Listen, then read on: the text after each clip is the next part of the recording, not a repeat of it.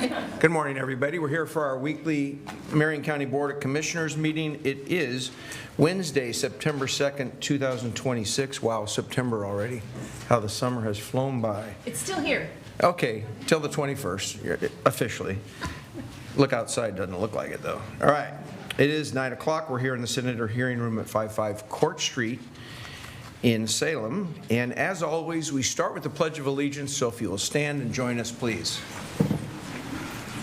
I pledge allegiance to the flag of the United States of America and to the republic for which it stands, one nation, under God, indivisible, with liberty and justice for all.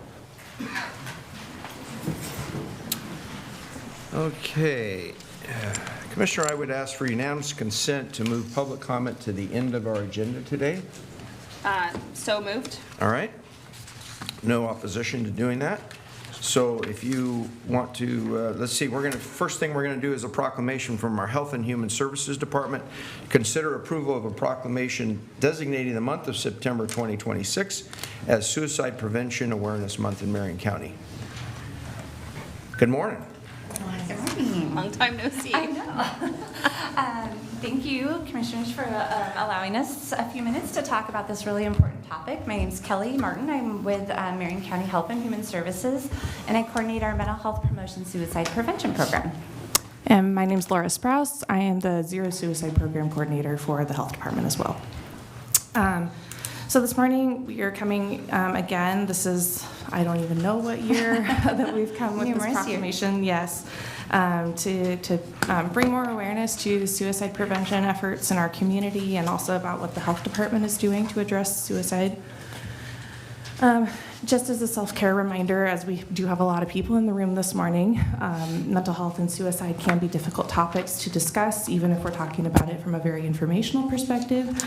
We just want to make sure that everyone's taken care of during this conversation, so please take care of yourself, reach out for support if you need it. The 988 Suicide and Crisis Lifeline is available 24/7, 365 to call, text, or chat online.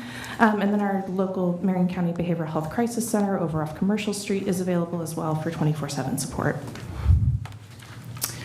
We always like to start this presentation with a little bit of data, and we don't share this to necessarily bring down the mood or to make people upset, but really just to bring light to the gravity of the situation that we face when we're talking about suicide.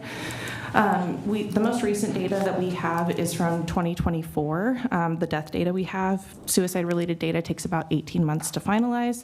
But some other data that you'll see here from 2025 is a little more timely. That's from our Essence system, which is reported directly from hospital emergency departments and urgent cares. So in 2024, 67 people died by suicide in Marion County, and it's the 8th leading cause of death in the county. Between 2021 and 2025, this is from our Essence system, we saw that the Central Salem, or 97301 zip code, experienced the highest rates of visits to the emergency department or urgent care centers for suicide attempts compared to the rest of the county. This is actually an increase over time, and you see that in the next point there, that Marion County has seen an increase in individual visits for suicide attempts. This isn't necessarily something that we are terribly concerned about, because that means that people are getting help before they're actually dying. Yes, it's concerning that people are going to the emergency department and to urgent cares for suicide-related concerns, but they are getting help. We did see a notable increase in the 18 to 24-year-old range. We do want to highlight 988, the Suicide and Crisis Lifeline in Marion and Polk counties, because we are really fortunate in our area to have the lifeline answered by Northwest Human Services. Over 8,000 people contacted 988 in 2025, and this was almost doubled the number of contacts from 2024. So awareness is getting out there about the lifeline as well. Our calls alone accounted for about 9% of total 988 contacts in Oregon. And overwhelmingly, people contacted 988 for mental or emotional health concerns. Many contacts were also made for family or relationship concerns, personal health concerns, substance use issues, social service or financial concerns, and traumatic events. We have some data from January to June 2026 already, and over 3,000 people have already contacted the Lifeline in that 6 months. So we're on track to outpace the 2025 contacts as well, which again, this is people that are getting help before they're in dire crisis. One thing that we have done internally to continue to address suicide among the individuals that we serve through our various services is implementing the Columbia Suicide Severity Rating Scale. I'm just going to refer to it as the Columbia because that's a mouthful.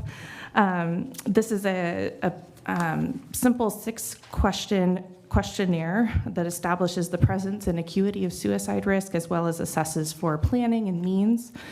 We began implementing this into our electronic health record system in May 2026, and it has really standardized how we assess for suicide risk for our behavioral health clients. We did training in between May and July on this. And we also created protocol for how staff can respond to different levels of risk. So if someone screens as moderate risk, here is the response that they can take based on their specific program. And I just want to give a shout out to our EHR team, our electronic health record team, because they were really instrumental in making this project happen and working out all the bugs that I do not have the qualifications to work out. So very, very grateful to them for their support of this. But we chose to use the Columbia because it is considered the gold standard for suicide screening, and that people may have encountered it in other settings, so it has some familiarity as well. Had our EHR team pull some data for us. Between June 1st and August 15th, we screened 462 of our active behavioral health clients, and that accounts for about 17% of our total active behavioral health clients screened. The majority of those came from Behavioral Health Crisis Center, which is not surprising, but we looked at how many folks screened for moderate and high risk specifically, and that was more than half of the screenings that were delivered. So we're catching people when they are really, really actively struggling, and then getting them connected to support. One just little success story I guess I want to share is from one of our staff that at one of the trainings for using this protocol, they shared with me, this gives me a lot more confidence in being able to go into these difficult conversations with individuals because I now know exactly how I'm supposed to respond, like what I'm supposed to do. And I'm just really grateful that we now have a tool that improves the care that we're providing to individuals in our community, and supports our staff in doing the best work they can. I'm going to turn it over to Kelly now. Before you do, I have actually a couple questions for you. Yes. Thank you for all the data. I know it's a lot of information that you guys collect over the time. We've talked a lot upstairs about the goal of all of this is prevention. Right. And I heard you just say that we're catching folks, a high percentage of them, at the peak of their crisis. What kind of data systems are you using or do you need? And it might be a question for Phil, who I see at the back of the room, to increase the opportunity for the upstream effect. Because I think we do a great job of hoping people come in any door when they need help. But right now, it feels like we're catching them in the longest portion of their need versus earlier. So what are you girls doing?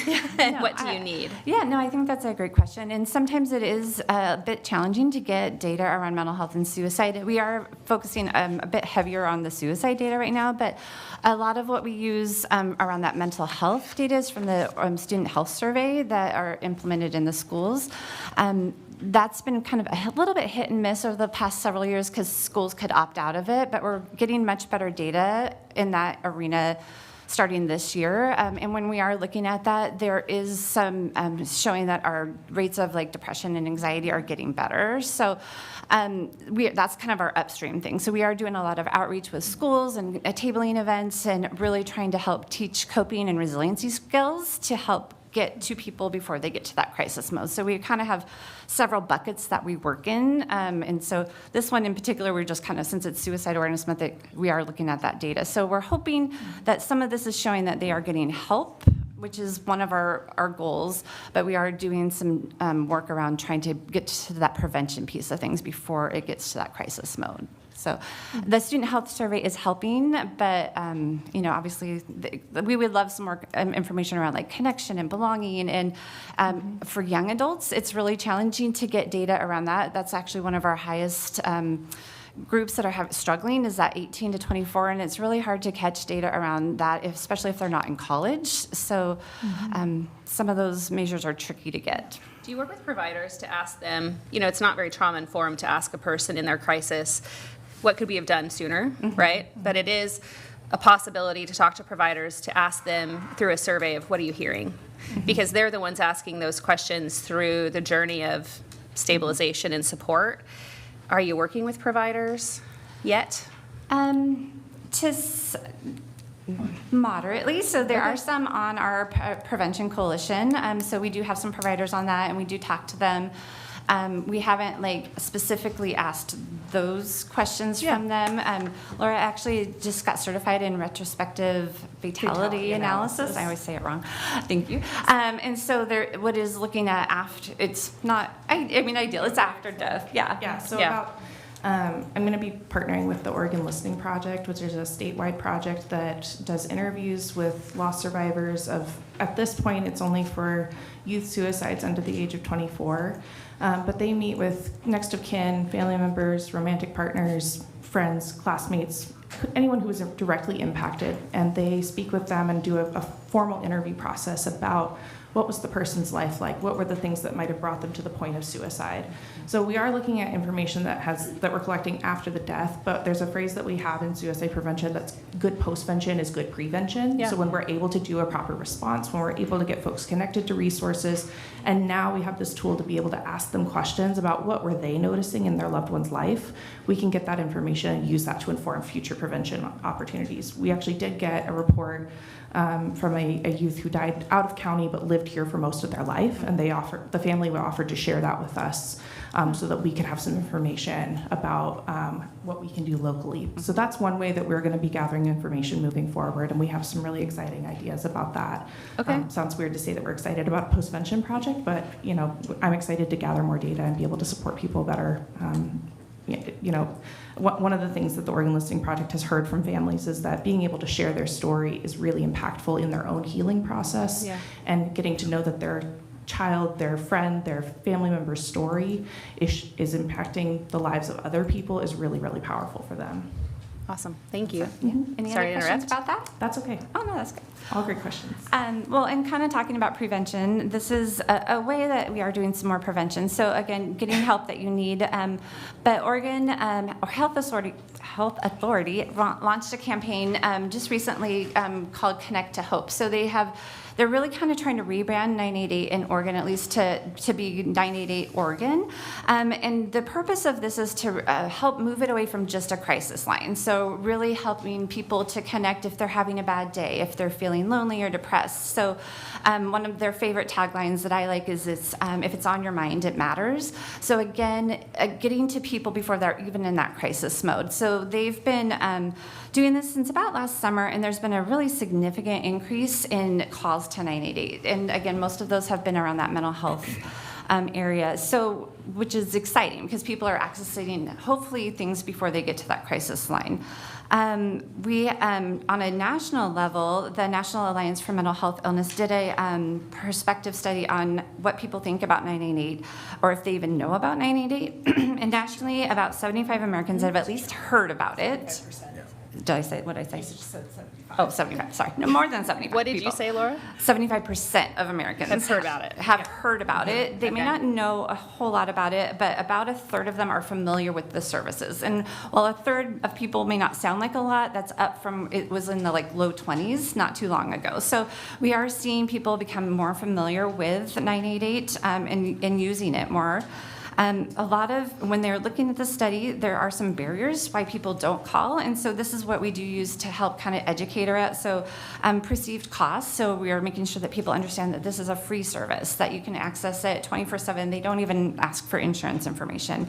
They're also concerned that, we hear this a lot of, that they can track their phones, so if they call 988, they're worried that they can be tracked and that they might dispatch police or law enforcement. And again, 988 does not have that capability to track you to that level. They might know you're in Marion County, but they're not going to be able to send anybody out to where you are unless you give them permission and tell them where you're at. And then also just making sure that some people are hesitant to call because they don't know that they can, what they're concerned about is going to get help. So again, that's why we're doing this marketing campaign to just like, again, if it's on your mind, it matters and they want you to call. And on the good thing, there was, on that survey, they did show that the trust around 988 was very similar to what 911 is. So there is some good news that people do trust it when they do call.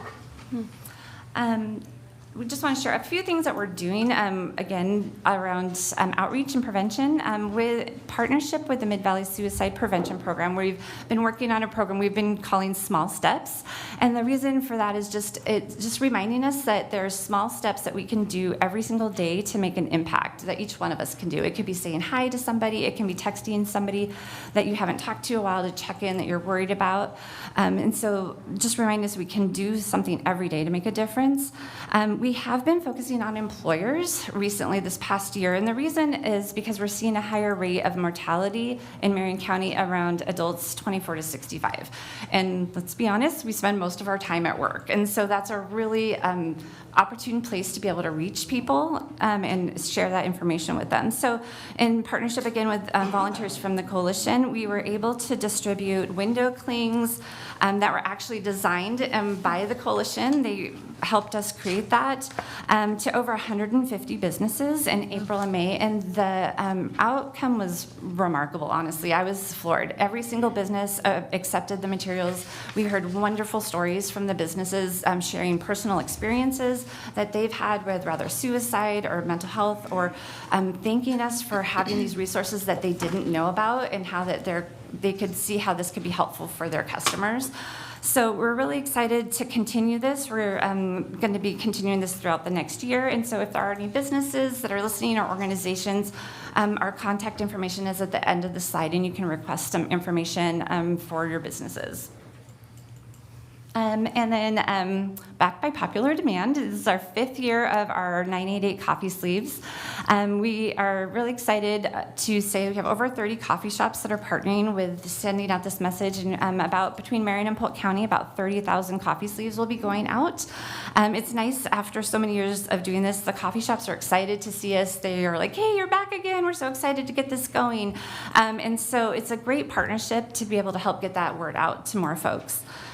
We also do a lot of tabling events. The picture there is Laura and I at the Out of Darkness Walk, which is from the American Foundation for Suicide Prevention. And that's coming up on October 10th. And so if people would like to join us out there, it's a wonderful event, very powerful and meaningful. We are continuing to train people in suicide education, and so far in 2026, we've trained about 169 people, and we have several events still planned throughout the year. And then really exciting too, looking at internally, we've made sure that there's 988 materials at all the front desks at Marion County. So we have at least 35 sites that have rather 988 cards or posters or the little clings up, so that anywhere people go at our organization, they know that there's help available there. Thank you, for Commissioner Bethel, for that Yes, suggestion. thank you very much. And so if you'd like to connect with us, you can visit the Mid-Valley Suicide Prevention Coalition website for more resources and information. And then, as Kelly mentioned, Yeah, if your business or your organization would like 988 materials, you can email me and we can get those out to you. and then finally, we just want to, again, highlight some supports that are available, the 988 Suicide and Crisis Lifeline, and also our Marion County Behavioral Health Crisis Center.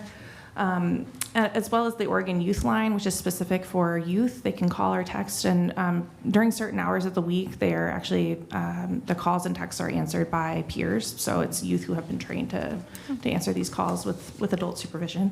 But wanted to make sure that folks are aware of all of those resources. It seems so heavy for a youth to take a youth call. I'm grateful that there's youth that do it. I know there's, when I was working in Kaiser, a lot of McNary youth participating in some activities and signed up to participate in the youth line, which at the time was predominantly in Portland. Is there, what's the call center space look like for kind of a statewide So it's approach? operated through Lines for Life, which is in Portland, and it is mostly Portland area youth who are answering those youth line calls during those certain hours of the week. Yeah. It'd be amazing if the capacity could increase across the state, but I don't know what their plans are at this point for that. What is the line supported by? Lines for Life. It's Yeah. yeah. Is it like a nonprofit? Is there state statewide funded? nonprofit, yeah. They receive funding from Oregon Health Authority through the 988 dollars. But they answer the calls for the rest of the state, which is why, again, we're so fortunate to have Northwest Human Services answering calls for Marion County and Polk County.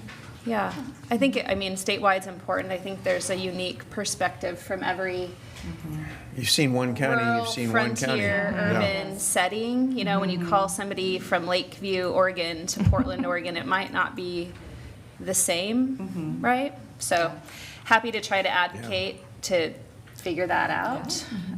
So, a call near you is coming from my office to talk about that this next legislative session. Okay. Wonderful. Yeah, we Yeah. can look into some data. Well, even within Marion County, the diversity of the rural versus the urban areas, totally different in what's going on, so. What's the name of the young man that came from Kaiser that wanted to, Susan, do you remember? He wanted to He had do the great TIPS hair. program. I know. No, I remember him, but I can't. I can't remember. Eli? Yes. Yeah. Eli might be a great champion for us to navigate this as a youth space conversation. Yeah, okay. Yeah. So thank you for the work that you're doing in this area, and I want to say, this reminds me of somebody who had a former sheriff, not this sheriff, come into my office and said, hey, you may need to go see somebody. And I want to say that because all the work that you're doing and that everybody is doing, the most important thing, it's almost like preparing for disasters. The government can only do so much. We can only do so much. But individuals, friends, relationships, we're the one that have the responsibility to really help others. And if you notice somebody who's got some issues, don't be afraid to confront them with love and get them the right help and point them in the right direction. And just like preparing for disasters, if we don't all have our go bags and our water supplies and things like that, we're probably missing out on something. So I want to just make that statement that the most important thing is everybody in this room and the relationships they have with people, and making sure that they know all about this, and then as well as having the signs of helping others. So thank you, ladies, for what you're doing. Appreciate it. Thank you. Yeah, you're doing great work. Yeah. Thank you. Would you like me to move I the would proclamation? I would love a I feel like there's a motion. lot of reading in my future, so bear with me. All right, I move to approve a proclamation designating the month of September 2026 as Suicide Prevention Awareness Month in Marion County. I'll second the motion. Any further discussion? Hearing none, all those in favor signify by saying aye. Aye. Aye. And if you would like to start by reading the proclamation. Yes, sir. Before the Board of Commissioners for Marion County, Oregon, in the matter of proclaiming the month of September 2026 as Suicide Prevention Awareness Month in Marion County. A proclamation. This matter came before the Marion County Board of Commissioners at its regularly scheduled public meeting on Wednesday, September 2nd, 2026. Whereas mental health is a key component to holistic wellness for individuals of all ages, families, and communities across Marion County. And whereas suicide is a tragic outcome of any complex factors and requires our immediate action, consistent attention, and appropriate resources for prevention, intervention, and post-vention efforts. And whereas suicide is the 8th leading cause of death in Oregon and the 10th leading cause of death in the United States, and there are an estimated 2.2 million suicide attempts yearly in the United States. And whereas it is estimated that each death by suicide directly impacts over 135 other individuals, including family members, friends, loved ones, and by extension, the entire community. And whereas the stigma associated with mental health, suicide, and lived experiences with these topics works against suicide prevention by discouraging individuals at risk for suicide from seeking timely, appropriate, and life-saving help.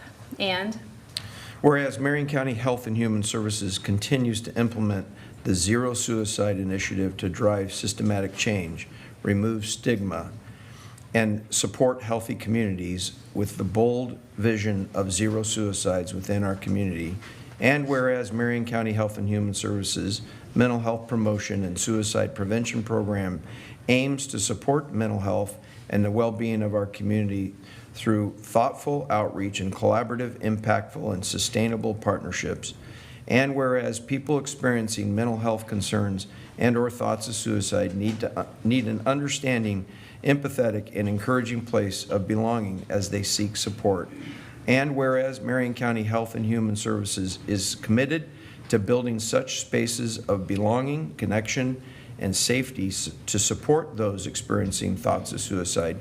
And whereas every person and organization has an essential role in supporting suicide prevention and reducing stigma and saving lives.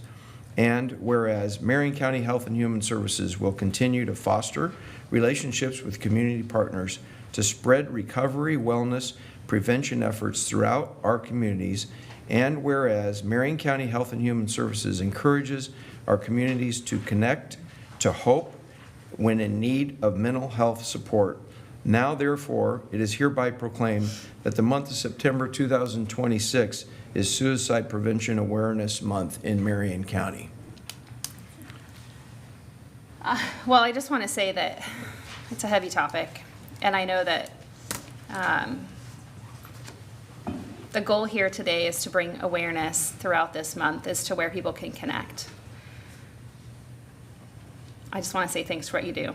I know it's a lot to be in the space of emotions, and it's also difficult to sit in a room of people with all eyes on you to talk about something that is heavy, that I've personally been impacted by. And so I just want to say to everybody here and listening, if you have ever been adjacent to someone taking their life for whatever reason, I'm sorry, and Marion County wants to be here for you, whether it's these two ladies in front of us, or Phil Blay and his entire team, or even a county commissioner that you might be frustrated with today.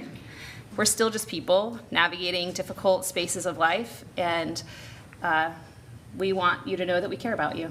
And that goes for everybody in our community and beyond. So thanks for doing this work, and for collecting the data, and for getting certified to do bigger, harder things to try to get really far upstream so we don't have to continue to have this. And one day it's my hope that this isn't a necessary program, and we will find you a new job in Marion County to do exceptional things like you do now, if that's the case. So, thanks.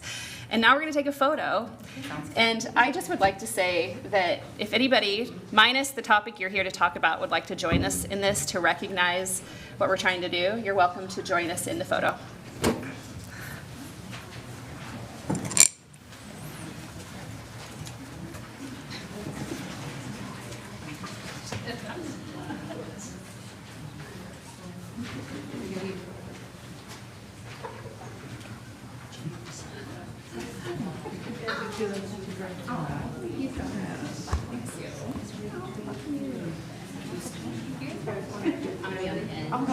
I'll be on the end of it. Well, I just choose to. You get it? Yeah. Okay. Ready? Look right here. 3, 2, 1. Good. We have, wait, one more, sorry. Yes. Don't forget Melissa. You weren't as loud this time. All right, everyone ready? Smile. Awesome, thank you. Thank you very much. And by the way, I'm so out of context, I was like, she's a fair last night, we passed each other, she said hi. Yes. Thank you. Yeah. Thank you. Thanks.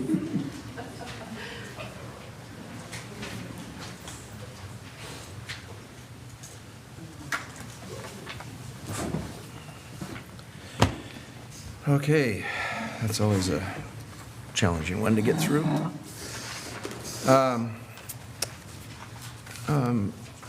Commissioner, I think let's just move the consent calendar, if you would make that motion. And we have one action item, I believe, after that, and then we'll get to public testimony. Yes. Yeah. Okay. Next, I'm going to move to approve the consent calendar. Ready? You bet. You want, take a I know, take some, Deep okay. breath. Under the Assessor's Office, approve the intergovernmental agreement with the Oregon Department of Administrative Services in the not-to-exceed amount of $300,000 for DAS to provide the county with document publishing, processing, and mailing services for property tax statements through June 30th, 2029. Under the Board of Commissioners, OLCC license, recommend approval for Summit Ridge Wines, LLC. Under Business Services, improve an invoice with Cannon Cochran Management Services for workers' compensation claim expenses in the amount of $143,633.80 for the month of July 2026. Under Community and Economic Development, approve Amendment Number 1 to the Memorandum of Understanding between the Marion County Board of Commissioners and the Marion County Community and Economic Development Department, formerly known as Marion County Community Services, to reduce Federal American Rescue Plan Act funding in the amount of $1,500,000 for a new MOU total of $1,500,000 to allow the county to maximize the ARPA funding for the Detroit Marina Excavation and Resiliency Project before the federal expenditure deadline of December 31st, 2026. Under Health and Human Services, approve Amendment Number 1 to the contract for services with Metro West Ambulance to add $60,000 for a new not-to-exceed contract total of $120,000 to continue to provide secure, non-emergency transportation services for individuals transitioning from the Oregon State Hospital to a secure residential treatment facility through September 30th, 2027. And under Human Services, approve the recommendation to update the classification and uphold the current pay grade for Class Code 164, Juvenile Probation Case Aid, 203, GAP Case Aid, 620, Victim Assistance Manager. Update the classification and adjust the pay grade upward for Class Codes 032, Accounting Specialist, 036, Chief Accountant, 358, Safety Specialist, 621, Victim Assistance Program Coordinator, 624, Victim Assistance Advocate, and establish and adopt Class Codes 187, Administrative Services Coordinator, and 278, Corrections Health Program Manager. The approximate annualized base wage total for the filled positions before the adjustment is $1,192,880, compared with $1,228,635 after the adjustment, resulting in a total annualized base wage increase of $35,755. And approve the health insurance plan renewal rate recommendations for the Marion County Law Enforcement Association, the Federation of Oregon Parole and Probation Officers, the Marion County Sheriff's Sergeants Association Employee Group, and the Marion County Employee Group for calendar year 2027.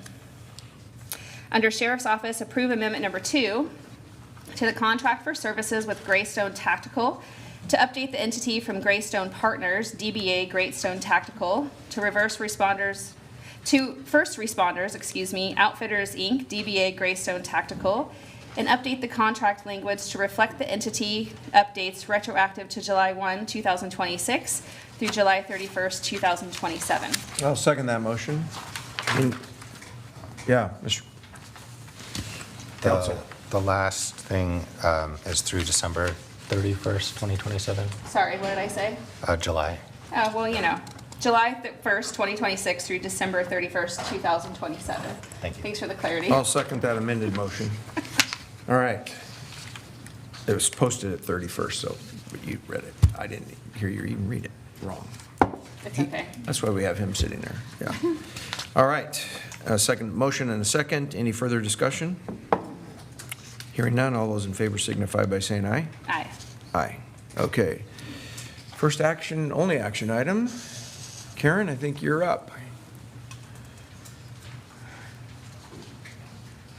Welcome.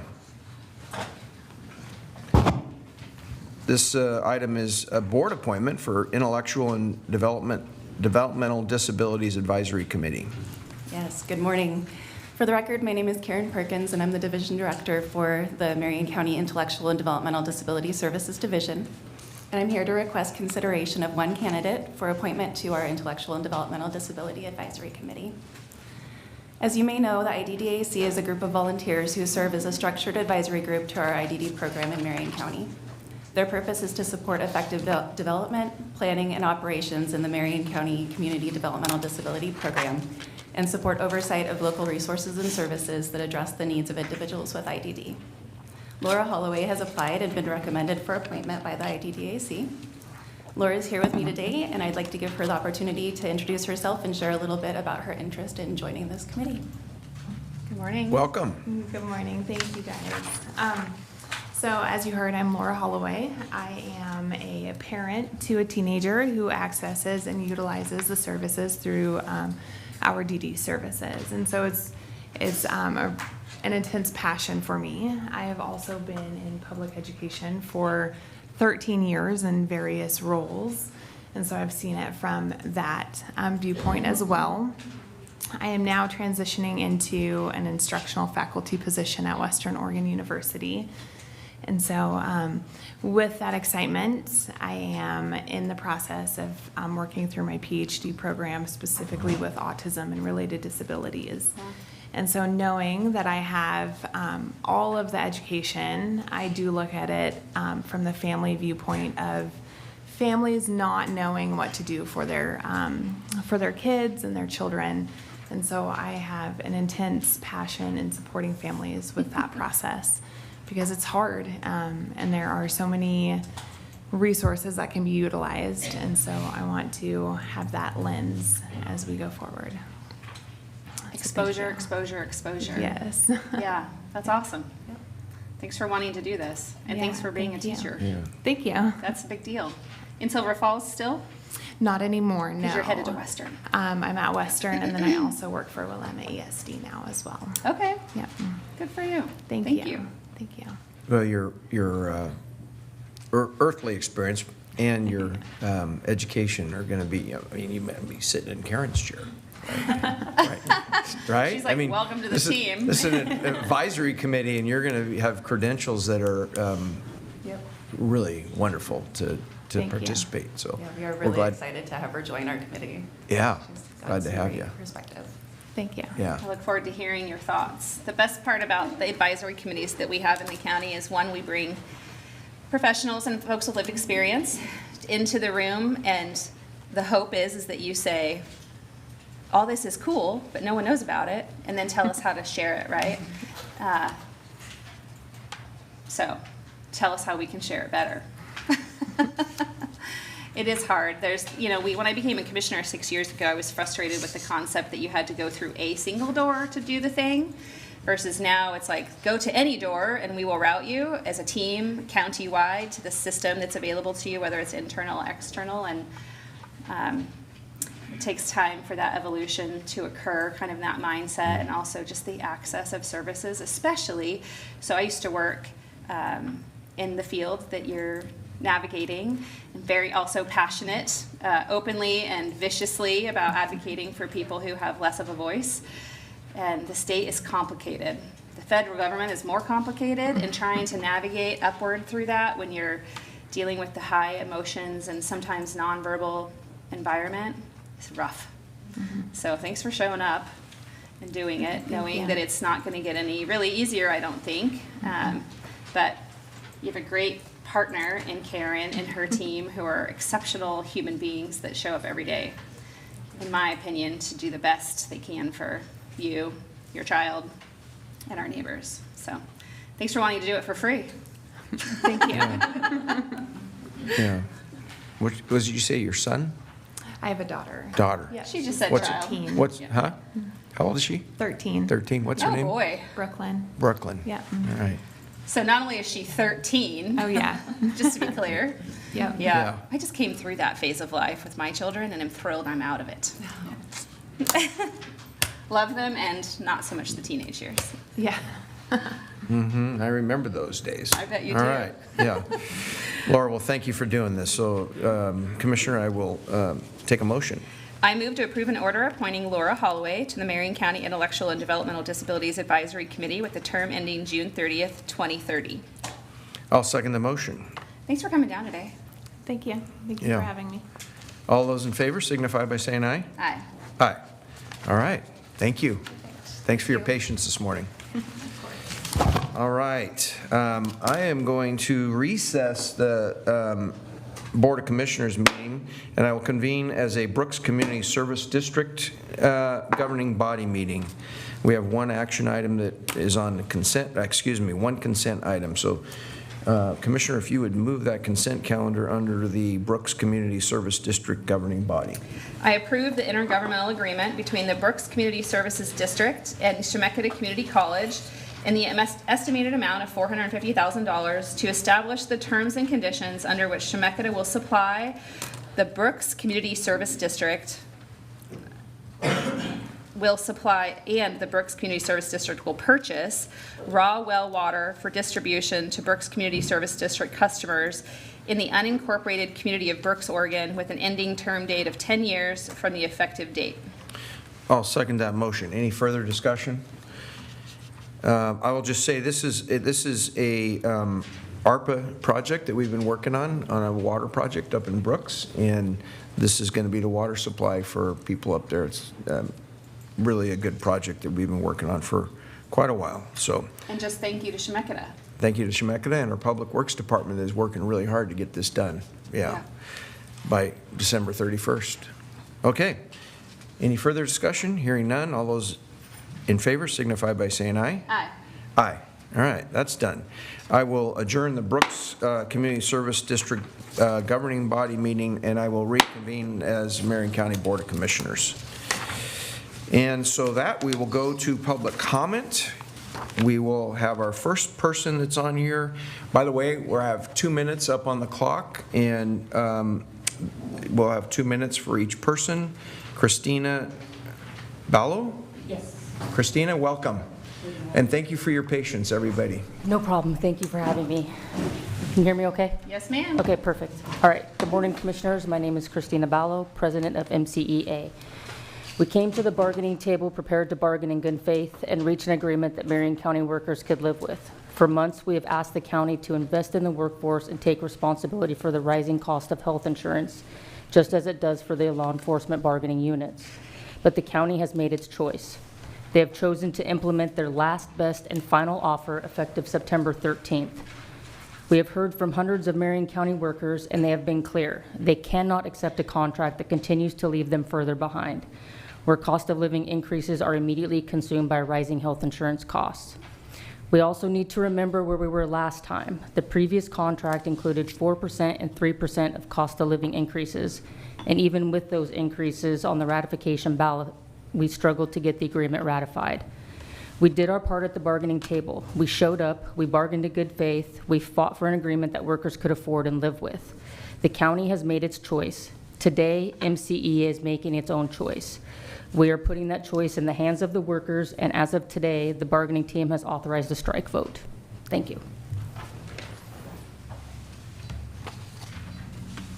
Okay, next, we have Melissa. And could you just identify yourself and where you work, please? Of course. Thank you. My name is Melissa Unger. I'm the Executive Director of SEIU Local 503. We represent over 70,000 workers statewide and over 10,000 workers here in Marion County. And I just want to stand here, and just stand behind all these workers who are fighting for affordable health care. If you know anything about SEIU's long history, it's a priority for us. And I think one of the things that's important as I've joined these workers at the bargaining table is just really to highlight that Marion County's healthcare system and the way that they're making choices about how to have healthcare is both costing the workers tons of money, but also costing the citizens of Marion County a lot of money. Currently, Marion County spends more money on healthcare than the state does, which I think is one of the gold standards of healthcare, and workers are paying more than the state. And that's at the end of the day a choice about how to have healthcare. Quality healthcare is really important, but the way this program has been managed and used and not paid attention to is costing citizens money. And that is a huge problem because it's costing the county more money, but really you balance that problem on the backs of workers. And so they're paying like more than almost any other county worker in the state for their health care because of choices that the county has made. So our union will stand behind these workers in whatever choice they make on their strike vote. But it's also important we will stand behind them as they continue to fight for fair, accessible, and affordable health care for themselves, but also to save taxpayers and Marion County money. So thank you very much. Thank you, Melissa. Sarah Duncan, and please introduce yourself and where you work. Who you're representing. Hello, my name is Sarah Duncan, and I work for Pukun. Ready? Yep. My name is Sarah Duncan, and I've been a resident for Marion County for 22 years. I want to start by saying that moving public comment to the end of this meeting, which I'm sure was not an attempt to force union members to have to leave, was incredibly disrespectful to the employees who came to speak to you today. I had a different comment, but you pushed public comment over 45 minutes in favor of a proclamation today about Suicide Prevention Awareness Month, amongst other things, which I think is wonderful. In this proclamation, you said suicide is the 8th leading cause of death in this county. Since you're so concerned about suicide prevention, I thought I would pull a few stats from the CDC website for you. Suicide risk is tied to local economic and social conditions. Rates are lower in counties with more health insurance, internet access, and income. In the words of Commissioner Bethel, the goal of today's proclamation is prevention. According to the CDC, suicide rates were 26% lower in counties with the most health insurance, crazy, coverage compared to counties with the least coverage. Today, Commissioner Bethel said, quote, "We are catching them in the longest portion of their need instead of earlier." Luckily, the CDC addresses this as well. New research shows that community factors are associated with lower suicide rates. Data shows that higher levels of health insurance, home, internet, and income in counties may play a role in reducing the risk of suicide. Another quote from Commissioner Bethel today was, "What could be done sooner, or what are you hearing?" The CDC has an answer for this too. Health insurance coverage helps people access health care. This includes preventative mental and physical care and crisis intervention for people thinking about suicide. You have an entire room of people telling you what they need, and yet you are not listening.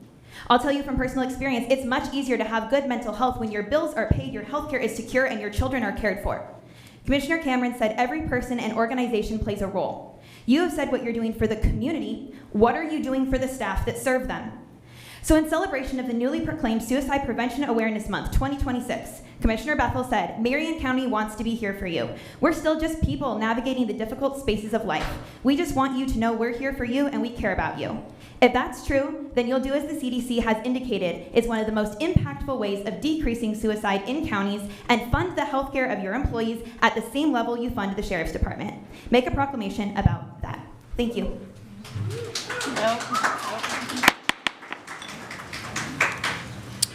All right. Please no applause or boos or whatever noises. Thank you. Let's just be respectful here. Karen. Welcome, Karen. Good to see you. I'm Karen Hilfiger. I work for Doc Services, but I am speaking here. I've been a Marion County employee for 33 years, but I am speaking from a statement from another county employee because he was unable to be here today. Eden Ferris, Juvenile Department. Every day, our people do complex, high-stake work and with supervise youth in community support family crisis situations and lead evidence-based programs designed to hold youth accountable while keeping Marion County safe. This is a skilled, trauma-informed work that requires immense training and dedication, yet right now, the people doing this work are being stretched to the financial breaking point at home. The real cost to live and work in Marion County has grown significantly compared to last year. Food prices in Oregon are gone up 30% since 2020. Everyday staples like meat, fresh produce are up anywhere from 10 to over 20% compared to last year. The basic groceries trip used to cost $150 and now regularly runs $180 to $200 or more. Oregon gas price hit a $4.50 a gallon this year, making Oregon the 5th most expensive state in the nation for fuel. Just commuting to work sites is eating up the massive portion of our paychecks. Between the City of Salem recent water and sewer rate hikes and the higher rates for electricity and gas, we are paying $15 to $25 more every single month just to keep the lights on, heat, and the water on at home. When you add these utility and living costs to the rising health insurance deductibles and premiums, our people are essentially taking home less real pay than they did last year in juvenile services. Compensation directly impacts community safety. It takes years to build specialized skills needed to mentor high-risk youth efficiently. And when experienced and probation officers and staff leave for better paying and health care, we lose invaluable experience. Vacancies rise, workloads double, and the youth and the families we serve suffer. Karen, you can finish it up. Okay. Thanks. We are asking the Board of Commissioners to direct their management team to affordable health care coverage and cost of living adjustments. Investment in the people, protect and rebuild young youth in the Marion County, and is an investment in the community stability. Thank you for your time. Thanks, Karen. Thank Thanks you. for your service. Okay, Stephen. Let's get on that floor cleaner together again. Hello, Commissioners. My name is Stephen Jackson. I work with Business Services. I've been with the county now for 8 years. And my point this morning is just to get up here and say that in this bargaining process, we as a union are constantly just fighting for what we feel we deserve and need for our employees. And you guys' job is to fight for what our budget can handle and what you feel you can afford. That's the process. That's the game we play. It's a fun thing to do. The one thing that gets me through this whole process this round is the fact that you're refusing to retroactively implement our 2% COLAs, which in itself is pretty low. And the fact that you have already done that for every other non-bargaining unit member just divides our whole workforce. And to listen to you guys constantly preach on how much you value and respect everything we do in the services we provide and how much you want our whole culture to be as a family, yet you stand by your guns and not doing retroactive, it just puts a little bit of disrespect and a whole lot of not trusting what you guys have to say. And right now your actions are speaking way louder than what you continually tell us all the time. Thank you. Thanks, Stephen. Thanks for your service. Okay, and our next is Shauna Schaefer. Welcome. Good morning, Commissioners. My name is Shauna Schaefer, and I'm the Public Services Field Coordinator for SEIU 503. And I'm here to read a statement on behalf of a worker that was unable to attend today. Thank you for taking the time today. My name is Han Martin, and I've been with the county for about 4 years, providing direct services through the YFS program. I am here today to ask you why you are willing to offer a 95-5 healthcare split to other units in the county, but not the health department or MCA bargaining unit. The hypocrisy of this is astounding. This is not a matter of budgets, but a matter of priorities and how we can prioritize the overall health and well-being of Marion County for the community without supporting the workers, doing the direct services, or at least giving us equitable access to health care. This is public safety. This is community health. This is the bare minimum. This department deserves to have the ability to take care of ourselves when we come into work and take care of others all day, every day, with kindness, patience, and compassion, might I add. Just recently, this board wrote to OHA criticizing their actions on the premise of healthcare workers' safety and well-being. I would say our health insurance and ability to pay our rent has far greater of an impact on our daily well-being and overall safety. As a Marion County resident and employee, I want better for our community. Our community deserves more than burnt-out workers and rotating contracted providers. Thank you for your time. And just for the last few seconds that I have, I just want to say that we were really disappointed in the commissioners that you moved public comment. A lot of these workers are here on their break, and as you can see, a lot of them had to leave. And it's like an effort to silence their voice because they didn't get to hear their coworkers come up and share their public comment. So I just want to say that. Thank you, John, and thanks for your service. Iris?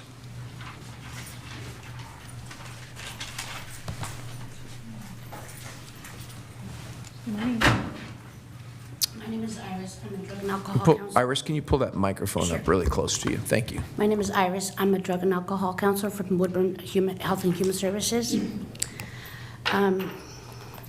Dear Marion County Commissioners, I'm writing to you as a Marion County employee, but more importantly, as a mother and a sole provider for my family.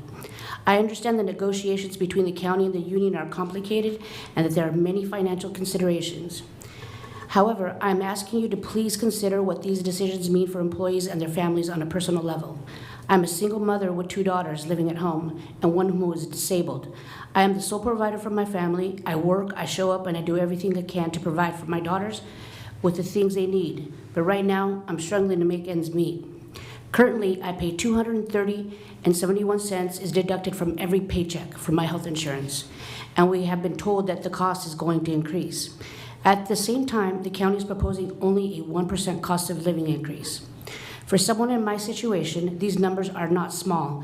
A 1% increase does not come close to keeping up with the increasing cost of health insurance, groceries, utilities, gas, housing, and other basic necessities. In reality, if my insurance costs increase, then 1% raise could disappear before I even see meaningful difference in my paycheck.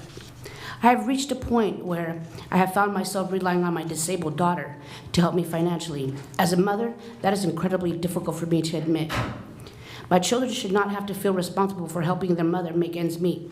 I work hard because I want to be the person my family can depend on, not the other way around.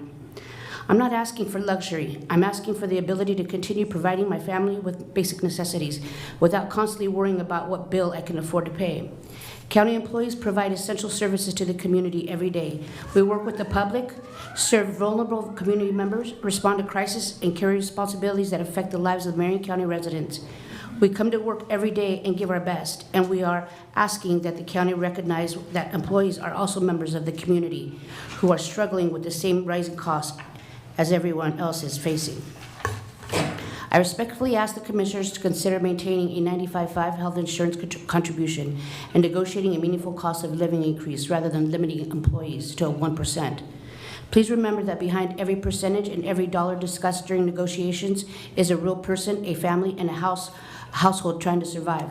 I hope you will consider my situation and the situations of other county employees who may be quietly struggling just as I am. We should not have to choose between providing health insurance for our families and being able to afford groceries, utilities, and housing. I am proud of the work I do for Marion County, and I want to continue doing that work. I simply want to be able to support my family while doing it. Please don't make working families choose between keeping their families insured and being able to afford the basic necessities of life. Thank you for taking the time to hear my story and consider the real impact that these negotiations have on employees and their families. Thank you, Iris. And I just want to be really clear. The county has offered 2% this year and 2% next year. You can go read about it. It's there. The offer's on the table. It's not 1%. And I have 30 letters here that say we've offered a 2 and a 0. And that is not the truth. So I just want to make sure that y'all know what the real offer is on the table. Thanks for coming down. Yeah, thank you.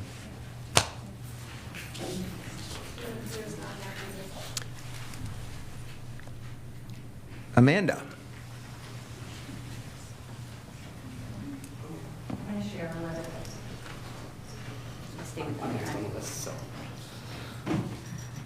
Amanda Farrar, and I'm writing a letter on behalf of somebody who was not able to make it today.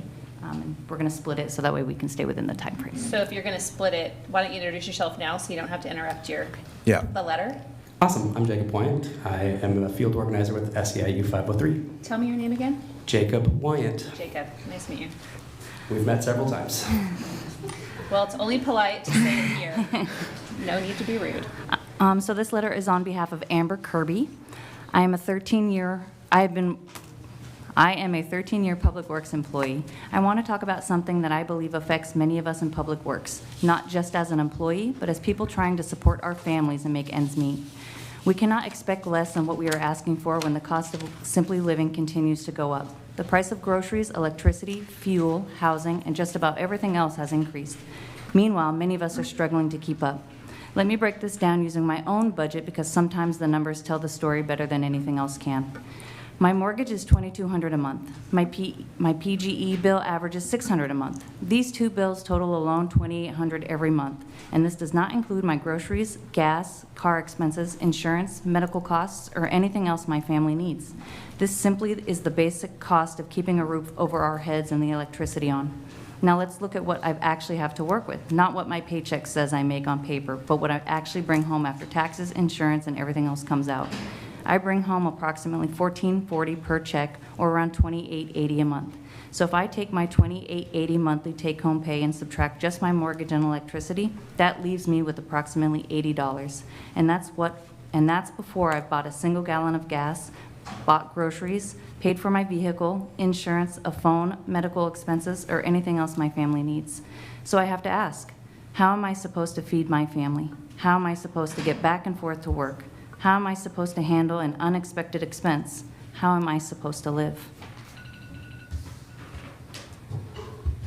And I'm not the only one. Many of my coworkers take on second jobs. Some rely on a spouse's income to make up the difference. We also have single parents, as you just heard from, employees who are still living with their parents because they simply cannot afford to buy a home or pay high rent prices. These are people who come to work every day and keep these communities running. We show up, we work hard, we provide essential services, we do the jobs that need to be done, often without recognition for just how important these jobs are. But hardworking employees should not have to work 2 jobs just to survive. We should not have to choose between paying our electric bill and buying groceries. We should not have to wonder whether we can afford to put gas in our vehicle so we can make it to work. And we should not have to give up the possibility of owning a home or providing a stable life for our families simply because wages aren't keeping up with the cost of living. That's why we're asking for a fair cost of living adjustment and fair health insurance coverage. This isn't about asking for something unreasonable. It's about asking for compensation that reflects the reality that we're living in today. Folks want to stay in these jobs. We want to be able to support our families. We want to be able to live in the communities we serve. At the end of the day, we're not just employees on a spreadsheet or numbers on a payroll report. We're people, we're parents, we're spouses, homeowners, and renters, and we have families depending on us. We're asking you to look at the actual cost of living and understand what your employees are facing every single month. We are asking for a fair COLA, and we are asking for better health insurance, and most importantly, we are asking to be heard. Thank you. Thank you. Okay, I have nobody else signed up. Would anybody else like to make comment?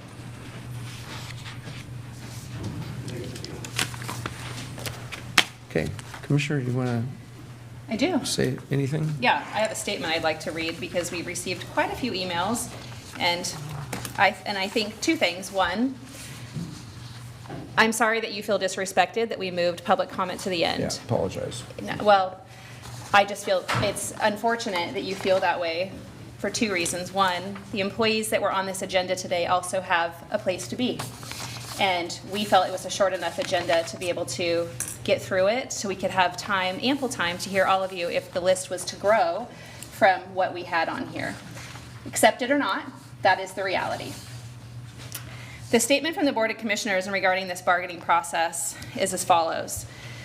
Marion County greatly values the important work our employees do every day in service to our community.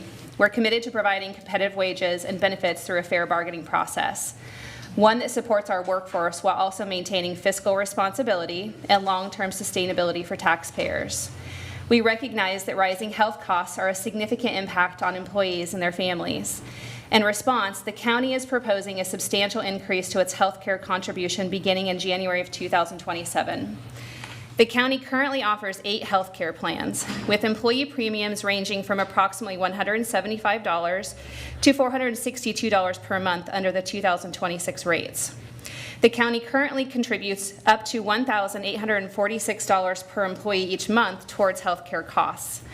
Under the county's proposal, that contribution would increase by $254, bringing the total monthly contribution to $2,100 per employee effective January 1st, 2027. This increase is designed to absorb the 2027 premium increase so that employees do not bear the additional cost of that rate increase. Employees' new monthly premium for 2027 will range from approximately $85 to $395, noting the decrease from before. The county's final posted offer represents an investment of more than $11 million in employees represented by this single bargaining unit over the next 2 years. The proposal includes a 2% cost of living adjustment, consistent with the county's fiscal year 26-27 budget presentation. Employees would also receive increased vacation accruals amounting to approximately 3 or 4 additional paid days of off each year, depending on years of service. Additionally, employees could choose either the day after Thanksgiving or Christmas Eve as an extra paid day off.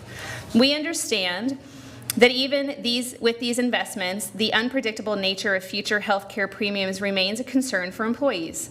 The county shares that concern. While 2028 health care rates are not known yet, the county will continue exploring options over the coming year to provide employees with quality, cost-effective benefits. This has been communicated. The county and MCEA SEIU will continue meeting to reach a final resolution. In the meantime, the county does not believe employees should have to wait to receive economic improvements that can be implemented now. Effective September 13th, 2026, MCEA represented employees will receive a 2% COLA, a shift differential increase to $2 per hour, and enhanced vacation accruals as outlined in the county's final offer. On October 1st, 2026, the county will further increase its monthly health care contribution by $50, raising the benefit cap to $1,896 for MCEA represented employees. Then, on January 1st, 2027, the county's total monthly contribution will increase again to $2,100. Bargaining has continued for 2 months beyond the expiration of the collective bargaining agreement. While the county remains committed to reaching a final agreement, employees should not have to wait longer than necessary to receive these economic benefits. Our employees provide essential services to the Marion County community every single day. The county believes they should begin receiving these improvements as soon as possible, even as bargaining continues towards a final agreement. I want to acknowledge those that are still here in the room, which is a very few of the population that came this morning. This is difficult work. It is true, Steve, that it is a difficult situation to navigate. We have 7 bargaining units, and we are limited within the scope of the resources. We aren't legally allowed to get into a lot of the details of bargaining by state law, but I can tell you for a fact, there's not a person on the bargaining team or a single county commissioner that cares more than the amount of times that we have met to try to figure out how to get you what you want, and also still support the citizens who pay taxes in this county. And whether you believe it or not, it is the ultimate truth. And I hope that we can be heard and that we can come to an agreement to continue to show up every single day to serve the people we said we would serve when we took these jobs, because that is the ultimate fact and goal of why we work for Marion County. So I hope we can get to a resolution on this, and I understand emotions are going to continue to be the way that they are, but I'm really hoping for resolution very soon because we do care. Even if you don't believe me, I do. I want to, if you'd like, I can ask unanimous consent to return to public comment. If you'd like to come up.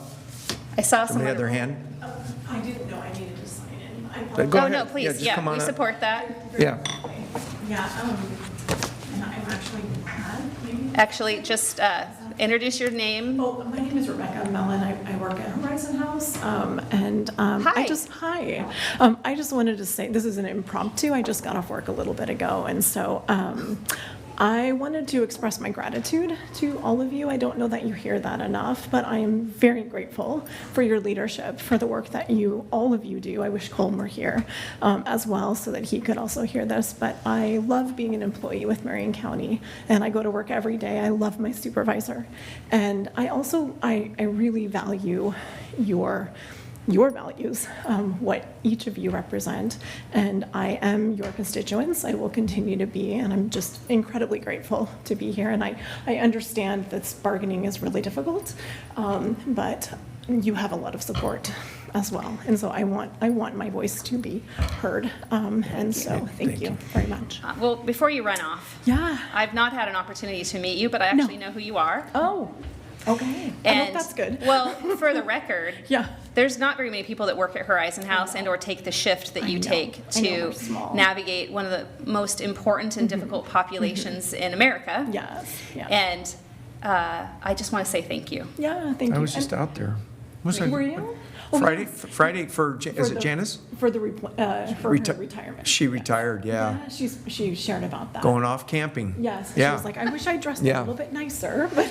No, I saw her the week before with Congresswoman Yeah, Salinas, and we yeah. paraded her She through was because fun. we're trying to double your Definitely. bed capacity and build you a new building. Yeah, and we also really appreciate it. I know Anna spoke, was it last time? Yeah. And also just your support for what we are trying to push against with OHA, and that directly impacts the work that we do, not just our residential treatment facility, but all around. So I was really moved by your testimony, by what you shared, Danielle. It was really touching, and Anna as well. She is such a wonderful leader. So thank you so much. Thanks for being here. Thank and you. Thanks for waiting. Thanks for your service, appreciate it.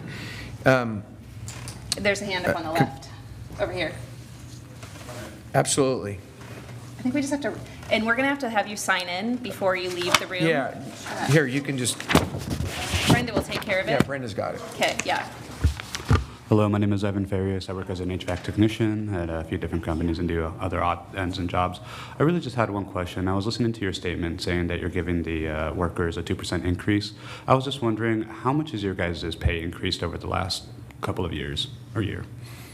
So the Board of Commissioners receives the same COLA that everybody else in the county receives, well, MCEA specifically, and we typically try to make that standard. And then the Compensation Board, which is an entity outside of our participation, works on all elected officials.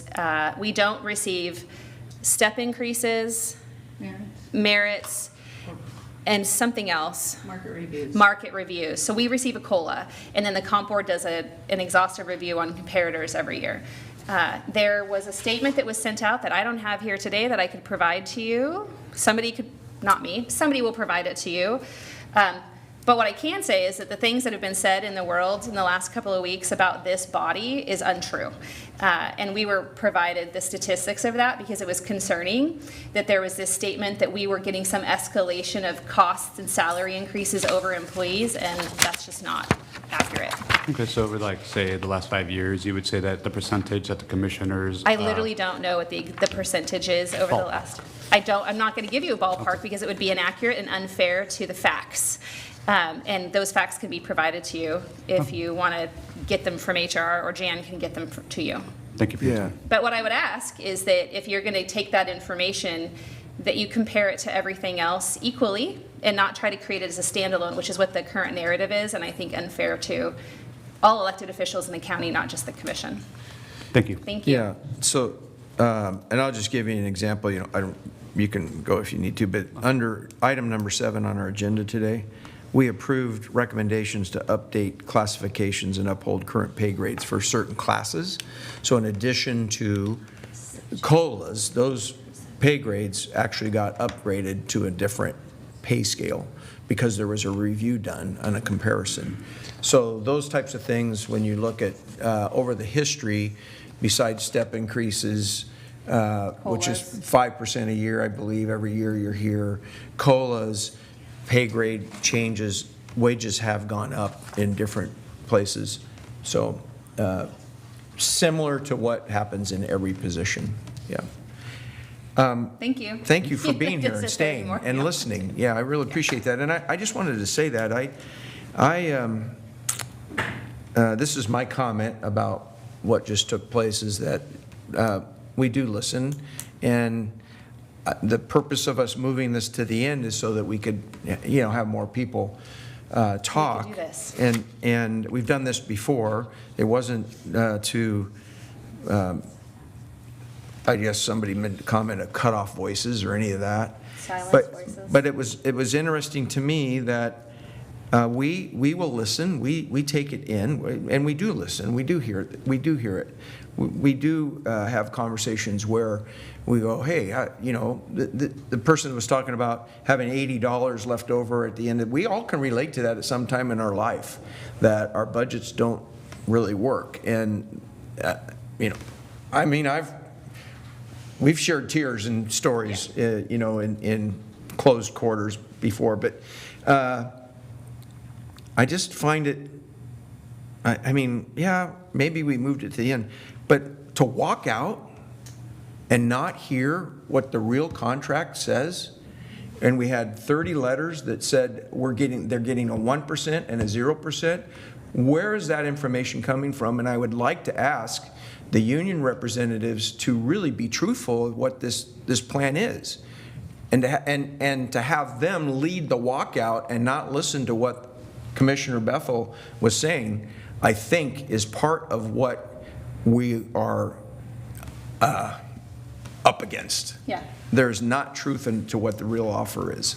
So It is published online. you want to have more public comment? No, I was just going to quickly speak on it. I don't know You what- can't, you'd have to do it on the microphone, otherwise, sorry. Thank you Just for your because we time. want to be inclusive. Yeah. He said, It- yeah, you can, Steve. Yeah. You can return, Steve. That's fine. Just reintroduce yourself. Yeah, sorry. I'm Steven Jackson with MCA. I don't know where the 1% came from. That's never been put out there before. The 2% and 0% was the very first official Right. offering from the county. So that's probably where that got tied into there. Everyone should know, and everything's been going out, that it's 2% and 2%. So people are still saying 2 and 0. They're just Or 1 and 0. Well, there's, or you know how- anybody coming up with, I mean, you know how convoluted it gets, but we are putting it out there. Everybody knows it's 2 and 2. Everybody knows exactly what's going on. So the people that are still misrepresenting that, I'm not exactly sure why, but it's coming from them personally. It was never been put out that it's been 1%, We've but the received 2 and 0 was many, the many very emails. first official offering. But everything we send out currently is exactly what it is now, so. Thank you for sharing that. I would say that it's not getting saturated in the community, because I suspect if I was to chase every email that I've gotten in the last 2 days, there would be very few of them who are actually employees of the county and mostly activists supporting the effort. And I appreciate the voice and the support of the effort, but the information is just inaccurate. So it's creating an emotional disconnect that is unnecessary. I know you can't control that, nor can I, but it's on the website. We have to publish it. It's on the HERB website as well. So it's out there. Yes, ma'am. Please come on up. Gail? Is it Gail? No. Oh. That's okay. Hi, I'm Nicole Juan, Inman with thank IT. I just wanted to clarify to this, I believe some of those emails, if they were received recently, the one I got this morning from the union asking me to send like a template email that they already had kind of filled out.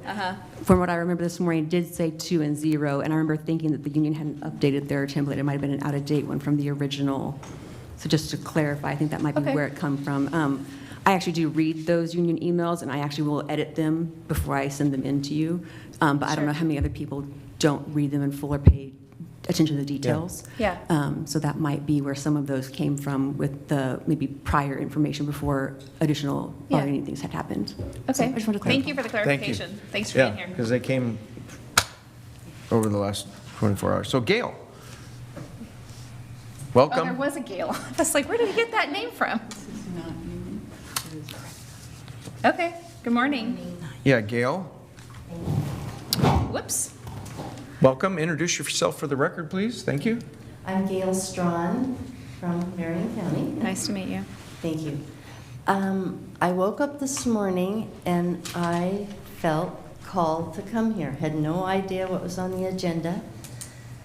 But homelessness is and when I say I woke up this morning and felt called, you know I'm not very prepared, other than the fact that this has been something on my mind for years, and especially the past few years, as we see the temperatures and no place for people to go. But I can use myself as an example. Maybe 3 years ago at 73, I was feeling pretty competent and capable, and then all of a sudden, I have no hair in 4 weeks.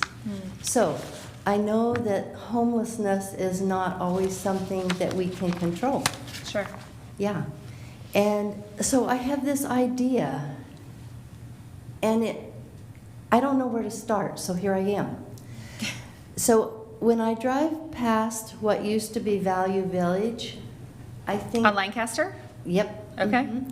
And I have looked up online to try to find out who owns that. Yeah. And I don't have finances to make anything happen, but there's a lot of people who care about homelessness in this community. And I don't know who owns that property, but I have a vision that those gates can be opened and it can be filled with people, getting them off the street and making things happen, especially for this winter. Yeah. So, can you help me? I'm happy to talk to you after this. I just want you to know, first of all, thank you for coming down and for having enough interest and compassion to speak out about the opportunities of new spaces. There are a lot of spaces in Marion County, specifically central to Salem, for folks to go. And when we adjourn the meeting, in the back of the room, there's a guy named Jonathan who's going to connect you and I together. And I'd be happy to introduce you to those entities where, you know, we have warming shelters, cooling shelters during the summer, many resources. The greatest challenge that we face in the crisis of homelessness is mental health and addiction, and the combination of both, and the decisions that some are unable to make because of their state of mind today. And the location that you're talking about, I mean, I don't know who owns it either, but I could look it up on the assessor's website and give you their name and whatever, and you could call them. They're going to say, likely, no thank you. There's a huge liability to interacting with this population. But the more you know that I see the star shooting through the TV, I'd be happy to introduce you to the information. And then if you feel like there's more to grow from there, I'm always all ears. I also have no money, but I can tell you that you're right. Homelessness isn't something that you always can control. You don't know me at all, I'm certain, but I grew up homeless in this community, and it was out of my control the entire time. But what is in my control is advocating and showing up for myself in spaces like this county and this work at this county to say to people who wanted to help me, And overcoming and reducing the shame of the circumstances that you find yourself in is the greatest battle of human services in the history of humanity. So, thanks for being here. I'd be happy to talk to you and to introduce you to the myriad of things that I do as a county commissioner in this space to reduce homelessness, and we are making a dent. It just, unfortunately, there's so many variables and factors to life, things I have no control over, politics, people's choices, that make the problem impossible to eliminate. But we can work to, I think, get our arms around it. And the county does do a lot of work in that space, but we have to do it with our community partners because we can't make rules inside cities. The city councils make those rules, and they choose the culture and, the culture, frankly, as to what they want their community to look like. And the city of Salem has battled for years on how to navigate their role versus the state's role versus the county role, and we're working hard to try to find partnership and collaboration to work together towards an outcome that everybody feels good about. Thank you. Thank you. You're welcome. Thanks for coming today. You're welcome. Anything else? No. All right. Happy to move on. Jan? Oh, good. All right, we will adjourn. Thank you, everybody. Thank you.